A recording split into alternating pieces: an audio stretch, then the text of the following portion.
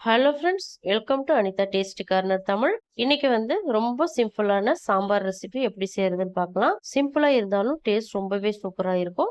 இது இட்லி, தோசை, பொங்கல், வடை இது எல்லாத்துக்குமே வச்சு சாப்பிடலாம். சப்பாத்திக்கு கூட ரொம்பவே சூப்பரா இருக்கும். இப்போ வாங்க எப்படி செய்யறதுன்னு பார்க்கலாம். அதுக்கு முன்னாடி நம்ம சேனல்ல சப்ஸ்கிரைப் பண்ணாம பாக்குறீங்க அப்படின்னா மறந்துடாம சப்ஸ்கிரைப் பண்ணிக்கோங்க. இது போல சாம்பார் ரெசிபிஸ் நிறைய டிஃப்ரெண்டான ஸ்டைல நான் அப்லோட் பண்ணியிருக்கேன். செக் பண்ணி பாருங்க, உங்களுக்கு ரொம்ப யூஸ்ஃபுல்லா இருக்கும்.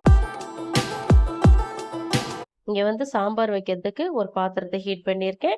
இதுல 2 டேபிள் ஸ்பூன் அளவுக்கு எண்ணெய் சேர்த்துக்கங்க. ஸ்டவ்வை மீடியம் ஃப்ளேம்ல வச்சிருங்க. 1 டீஸ்பூன் கடுகு சேர்த்துக்கங்க. கடுகு நல்லா பொரிஞ்சதும் காஞ்ச மிளகாய் ஒரு 4 சேர்த்துக்கங்க. சீரகம் 1 டீஸ்பூன் சேர்த்துக்கங்க. சீரகம் நல்லா பொரிஞ்சதும் 20லேருந்து 30 சின்ன வெங்காயம் சேர்த்துக்கங்க. 10 பூண்டு பல், 1 கொத்து கருவேப்பிலை சேர்த்துக்கங்க. 1/4 டீஸ்பூன் பெருங்காயத்தூளும் சேர்த்துக்கங்க. இது எல்லாத்தையுமே சேர்த்துட்டு 1லேருந்து 2 நிமிஷத்துக்கு நல்லா வதக்கிக்கங்க. வெங்காயம் லைட்டா கலர் மாதிரி வரும். இப்ப பாருங்க, 2 நிமிஷத்துக்கு நான் நல்லா வதக்கிட்டேன். இந்த ஸ்டேஜ்ல சவுச்சவ் ஒரே ஒரு சவுச்சவ் நான் கட் பண்ணி வச்சிருக்கேன் ஸ்கொயர் ஷேப்ல, அதையும் சேர்த்துக்கலாம். சேர்த்துட்டு இதையும் ஒரு 10-20 செகண்டுக்கு நல்லா வதக்கி விட்டுக்கங்க. ரொம்ப நேரம் வதக்கணும்னு அவசியம் இல்லை. ஜஸ்ட் ஒரு 10-20 செகண்ட் வதக்கினீங்கன்னா போதும். சவுச்சவை வதக்கியாச்சு. இந்த ஸ்டேஜ்ல ஒரு 1/2 லிட்டர் அளவுக்கு தண்ணி சேர்த்துக்கங்க.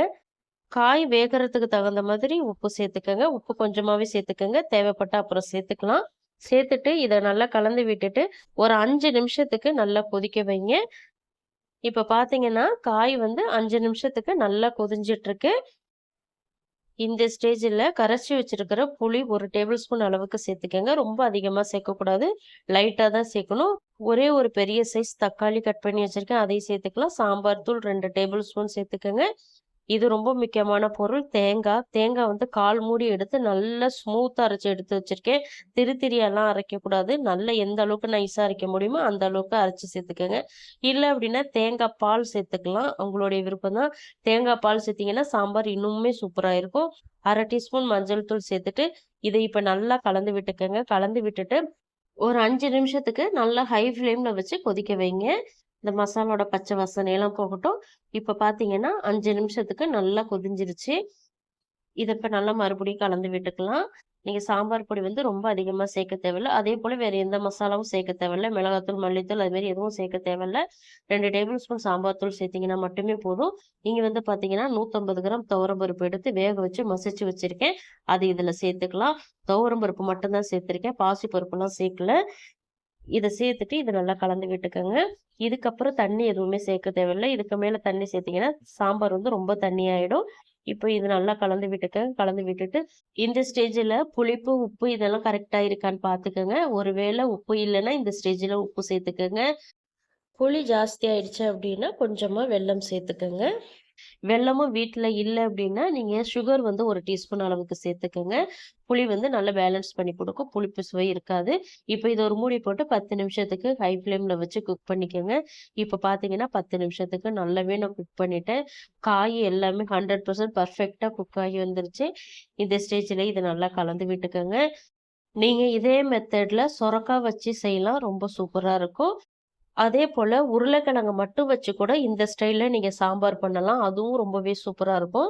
ட்ரை பண்ணி பாருங்க. அவ்வளவு டேஸ்டியா இருக்கும். இப்போ அவ்வளோதான், நம்ம சாம்பார் சூப்பரான சுவையில ரெடி ஆயிடுச்சு. பிகினர்ஸ் கூட அசால்ட்டா செய்யலாம். அவ்வளவு ஈஸியான சாம்பார் இது.